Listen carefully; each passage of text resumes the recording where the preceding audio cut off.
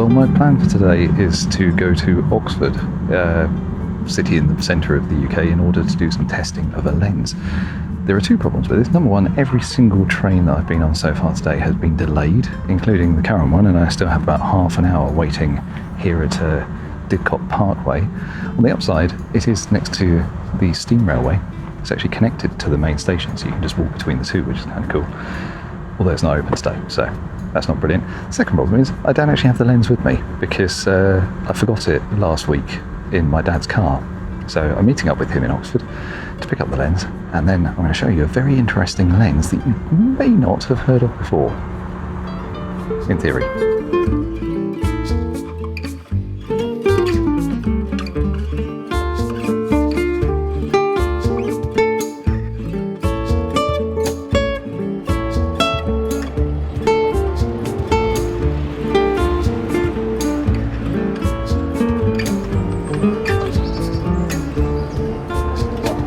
Well, I'm finally in Oxford, an hour and a half late, and it is absolutely blazing. It's the 1st of May and it's due to be about 28 degrees today, so this should be interesting.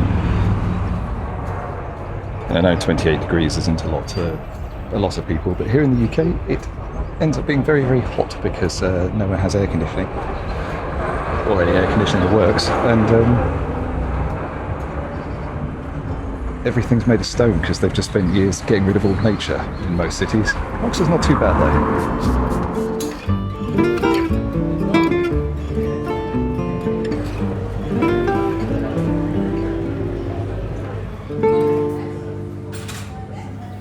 Yes, so now I have the lens, and it's a very interesting lens. I bought this a few weeks ago. It's the Nikon 28-50 f3.5, a Series E lens from the 80s. Supposedly not one of their higher range models, and yet it's very well made. It's certainly nicer than a lot of modern lenses in terms of its build quality. And it's a lens that's completely missing from Nikon's Z-mount range. It's got a very short zoom range, 28-50, and it's not very bright either. So is it all that useful? Well, for street photography, I think it is. The combination of a really small size and surprisingly good optical quality makes it a nice alternative to a prime lens. You don't need a super bright aperture for a lot of street photography. You're often between f4 and f8, something like that. As an all-day lens, I think this is really, really interesting. Should Nikon make it again for the Z-mount? Well, let's go and find out. And we're going to take some photos on the ZF today, which is another recent acquisition. Does it make a nice combination? I don't know yet. Let's go and take some photos.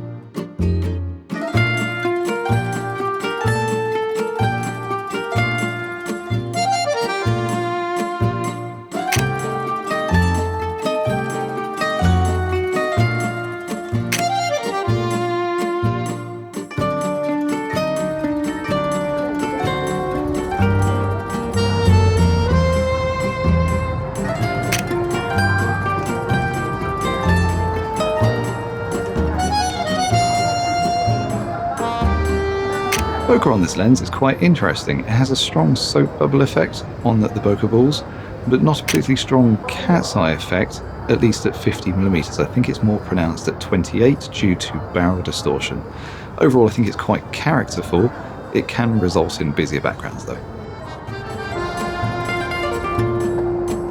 One thing I would say is that on a film camera it is probably too dark for indoor areas like this, but on a digital camera like the ZF, which works very well in low light, it's not really a problem at all, and in fact it's working really well for me. I'm enjoying the colours I'm getting out of it, especially indoors, and I find it quite a flexible option.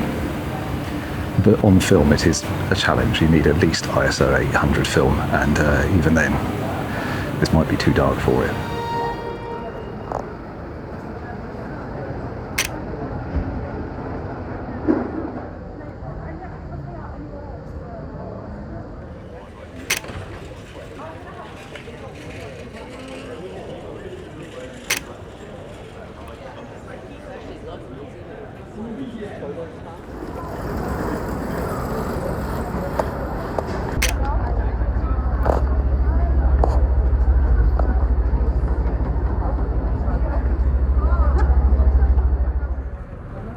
Quite liking this scene here with these bicycles, with the building behind them.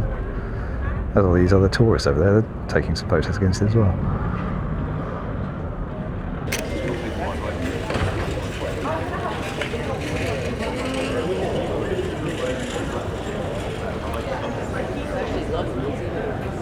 All the colour photos in this video have been processed using a custom preset in PhotoLab based on their FilmPack's Fujifilm Pro 400H rendering. I have, however, changed the reds because they typically present very pink, and this bus being pink was kind of annoying me.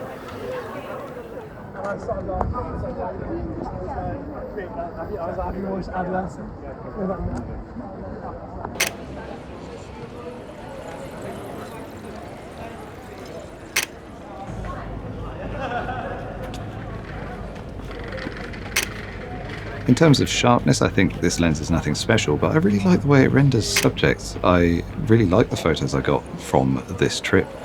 I think they've got a certain something. So why would you want to use a lens with such a short zoom range? Well, in a city I find it fantastic because most of the time I want to shoot a 50mm prime lens, but in a place like this where you've got such grandiose buildings, occasionally you want to get more of them in, and it's nice to have a 35 and a 28 to hand without having to swap your lenses around. I think that's really interesting. Very rarely need to open up to a bright aperture, and therefore this kind of works as a system. This lens is better at 50 than it is at 28. I think at 28 it's got quite a lot of barrel distortion, but I kind of like the effect, to be honest. And as I said, I treat it more like a 50 that can go a bit wider than a 28 that can go a bit closer, if that makes sense.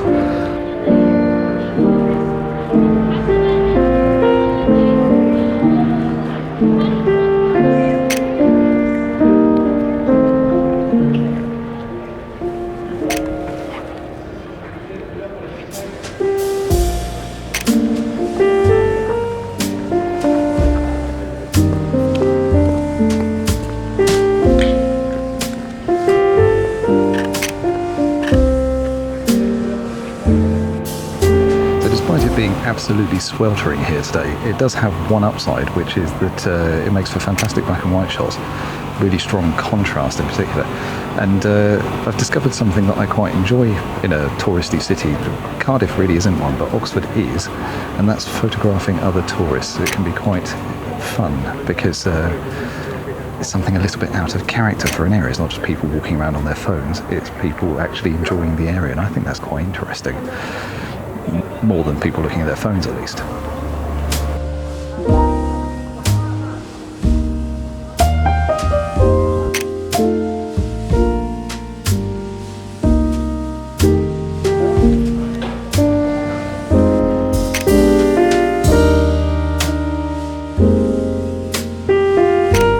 Shooting into the sun is going to provoke some interesting effects from this lens, notably lowered contrast and a fairly strong glow.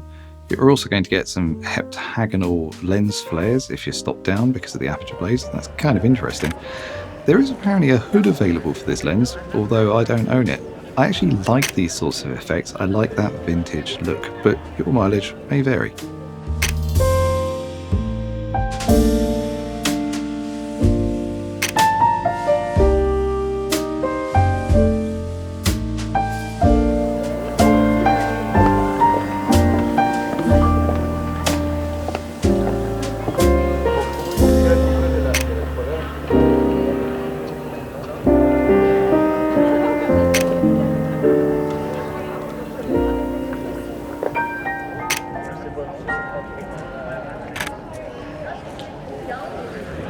I've forgotten about any lenses that are kind of similar to this, please do let me know down in the comments below. I'd be really interested to know.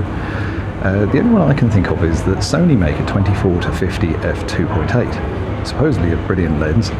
You could adapt that to Z mount with a mega adapter, but you wouldn't have any weather sealing, so it'd be nice to see a native one. Nikon seem to have gone for a bit of a trend of very long zoom lenses at the moment, and I think that's a bit unfortunate, so I'd like to see something smaller like this, particularly without the length of the adapter attached as well.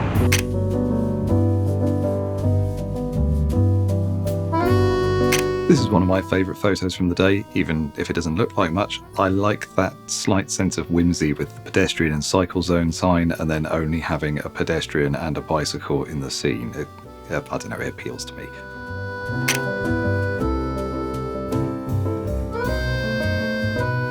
It has finally clouded over just as I have to go to the train, which is unfortunate, but it doesn't seem to have actually made it that much cooler anyway. It's very stuffy out here. But let me know what you think of the photos that I've got on this lens, what you would choose instead. I'd be really curious to know. Put your comments down below, and I'll catch you next time, hopefully in the rain or something. It's unpleasantly hot today.